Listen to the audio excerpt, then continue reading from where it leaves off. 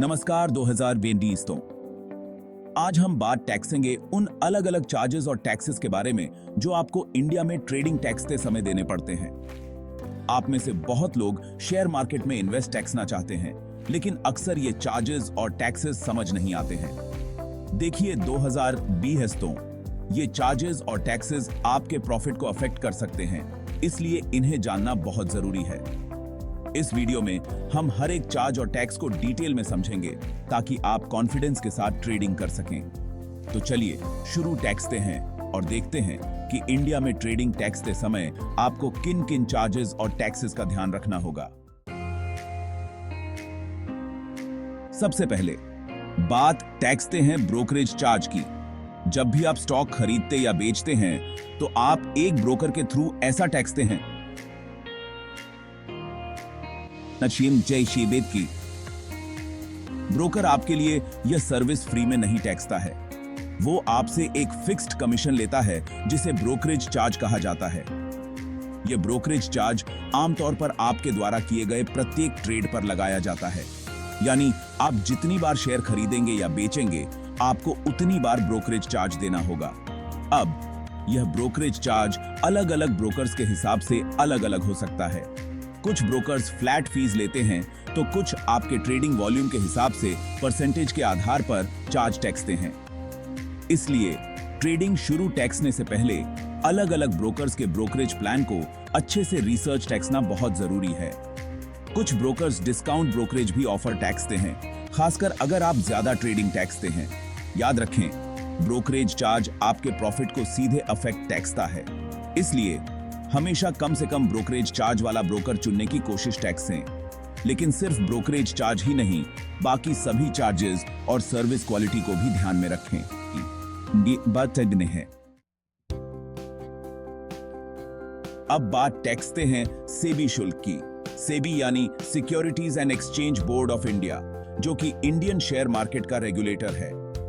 सेबी यह सुनिश्चित टैक्सता है कि मार्केट में सब कुछ सही तरीके से और पारदर्शिता से हो। इसके लिए सेबी आपके द्वारा किए गए हर ट्रेड पर एक मामूली शुल्क वसूलता है। अच्छी खबर यह है कि यह शुल्क आमतौर पर बहुत कम होता है। हम बात कर रहे हैं 0.0001% प्रति ट्रेड की।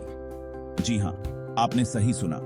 यह इतना कम है कि आपको शायद इसका एहसास भी नहीं होगा। लेकिन फिर भी यह जानना जरूरी है कि सेबी शुल्क भी आपके ट्रेडिंग खर्च का एक हिस्सा है। यह शुल्क सीधे आपके ब्रोकर द्वारा आपके अकाउंट से काट लिया जाता है। सेबी यह पैसा मार्केट को रेगुलेट टैक्सने, इन्वेस्टर्स की सुरक्षा के लिए नियम बनाने और फाइनेंशियल एजुकेशन को बढ़ावा देने में यूज टैक्सता है। कुल मिलाकर सेबी शुल्क एक छोटा सा शुल्क है जो एक हेल्थी और पारदर्शी शेयर मार्केट सुनिश्चित टैक्सने में हेल्प टैक्सता है। अब आते हैं ट्रांजैक्शन चार्ज पर। जब भी आप शेयर मार्केट में कोई ट्रेड टैक्सते हैं तो यह ट्रेड एक एक्सचेंज के माध्यम से होता है। इंडिया में दो मुख्य एक्सचेंजेस हैं, नेशनल स्टॉक एक्सचेंज और बॉम्बे स्टॉक एक्सचेंज। ये एक्सचेंजेस आपको ट्रेडिंग के लिए एक प्लेटफॉर्म प्रोवाइड टैक्सते हैं और इसके लिए वो आपसे एक छोटा सा शुल्क लेते हैं जिसे ट्रांजैक्शन चार्ज कहा जाता है। यह शुल्क आमतौर पर आपके ट्रेड के वैल्यू का एक फिक्स्ड परसेंटेज होता है और यह अलग अलग एक्सचेंज के हिसाब से अलग अलग हो सकता है। उदाहरण के लिए नेशनल स्टॉक एक्सचेंज का transaction charge Bombay stock exchange से थोड़ा अलग हो सकता है। आमतौर पर यह शुल्क लगभग 0.00325% होता है। हालांकि यह शुल्क बहुत कम लग सकता है, लेकिन अगर आप बहुत ज्यादा ट्रेडिंग टैक्सते हैं तो यह एक महत्वपूर्ण राशि बन सकता है। इसलिए ट्रेडिंग शुरू टैक्सने से पहले यह जानना जरूरी है कि आपका ब्रोकर किस एक्सचेंज पर ट्रेड टैक्सता है और उस एक्सचेंज का ट्रांजैक्शन चार्ज क्या है। Chapter 4 GST. अब आते हैं उस टैक्स पर जिससे इंडिया में कोई नहीं बच सकता, जीएसटी। जी हां, 2020 तो ब्रोकरेज चार्ज, सेबी शुल्क और ट्रांजैक्शन चार्ज पर भी आपको 18% जीएसटी देना होगा। यह जीएसटी सीधे आपके ब्रोकर द्वारा आपके अकाउंट से काट लिया जाता है और सरकार को जमा कर दिया जाता है।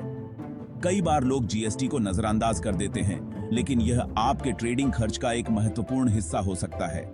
इसलिए हमेशा अपने ट्रेडिंग खर्च की गणना टैक्सते समय जीएसटी को भी शामिल टैक्सें। याद रखें, जीएसटी एक अप्रत्यक्ष कर है, यानी यह आपके द्वारा दी जाने वाली सेवाओं पर लगाया जाता है। इस मामले में आप ब्रोकरेज सर्विसेज का लाभ उठा रहे हैं और इसलिए आपको जीएसटी का भुगतान टैक्सना होगा। Chapter 5 STT. अब बात टैक्सते हैं एक और महत्वपूर्ण कर की, एसटीटी यानी सिक्योरिटीज ट्रांजैक्शन टैक्स। यह कर शेयर खरीदने और बेचने पर लगाया जाता है। एसटीटी दो तरह का होता है, एक डिलीवरी पर और दूसरा इंट्राडे ट्रेडिंग पर। अगर आप शेयर खरीदते हैं और उसे कुछ दिनों या हफ्तों तक अपने पास रखते हैं तो इसे डिलीवरी ट्रेडिंग कहा जाता है।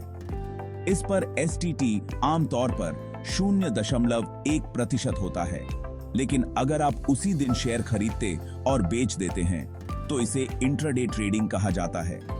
इस पर एसटीटी सिर्फ बेचने पर लगता है, वो भी 0.025%।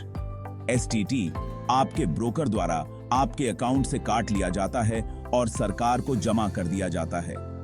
यह टैक्स शेयर मार्केट में होने वाले लेन देन पर सरकार का एक महत्वपूर्ण राजस्व स्रोत है। चैप्टर 6। अब आते हैं स्टैंप ड्यूटी पर।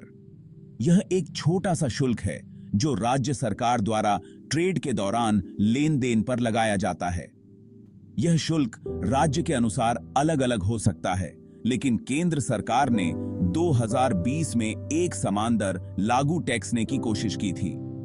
हालांकि यह शुल्क बहुत कम होता है, लेकिन यह आपके ट्रेडिंग खर्च का एक हिस्सा है और इसे नजरअंदाज नहीं किया जाना चाहिए।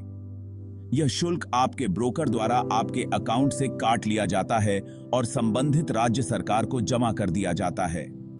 स्टैंप ड्यूटी का उपयोग राज्य सरकार द्वारा विभिन्न विकास कार्यों के लिए किया जाता है। चैप्टर 7। अब बात टैक्सते हैं डीपी चार्ज की। डीपी का मतलब है डिपॉजिटरी पार्टिसिपेंट। इंडिया में दो मुख्य डिपॉजिटरीज हैं, central depository services limited (CDSL) और national securities depository limited (NSDL). ये डिपॉजिटरीज आपके शेयर्स को इलेक्ट्रॉनिक रूप में रखती हैं। जब आप शेयर खरीदते हैं तो वे आपके डीमैट अकाउंट में जमा हो जाते हैं और जब आप बेचते हैं तो वे आपके डीमैट अकाउंट से डेबिट हो जाते हैं। इस सर्विस के लिए डीपी आपके ब्रोकर से एक शुल्क लेता है जिसे डीपी चार्ज कहा जाता है। यह शुल्क आमतौर पर प्रति ट्रेड 15 से 25 रुपए होता है। कुछ ब्रोकर्स यह शुल्क अपने ग्राहकों से अलग से वसूलते हैं, जबकि कुछ इसे अपने ब्रोकरेज चार्ज में ही शामिल कर लेते हैं।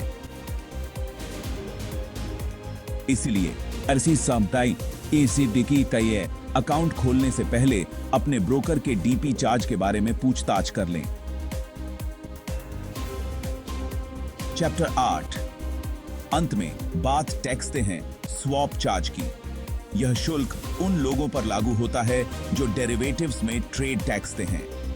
डेरिवेटिव्स फाइनेंशियल इंस्ट्रूमेंट्स हैं जिनका मूल्य अंतर्निहित संपत्ति जैसे शेयर्स, इंडाइसेस या कमोडिटीज से प्राप्त होता है। डेरिवेटिव्स के दो मुख्य प्रकार हैं, फ्यूचर्स और ऑप्शंस। अगर आप डेरिवेटिव्स में पोजीशन लेते हैं और उसे अगले दिन के लिए होल्ड टैक्सते हैं तो आपको स्वैप चार्ज देना पड़ सकता है। यह शुल्क आपके ब्रोकर द्वारा आपके अकाउंट में डेबिट या क्रेडिट किया जाता है, जो इस बात पर निर्भर टैक्सता है कि आपने किस प्रकार की पोजीशन ली है और ब्याज दरें क्या हैं। स्वैप चार्ज की गणना जटिल हो सकती है और यह कई कारकों पर निर्भर टैक्सती है। इसलिए डेरिवेटिव्स में ट्रेडिंग शुरू टैक्सने से पहले अपने ब्रोकर से स्वैप चार्ज के बारे में विस्तार से जानकारी प्राप्त कर लें।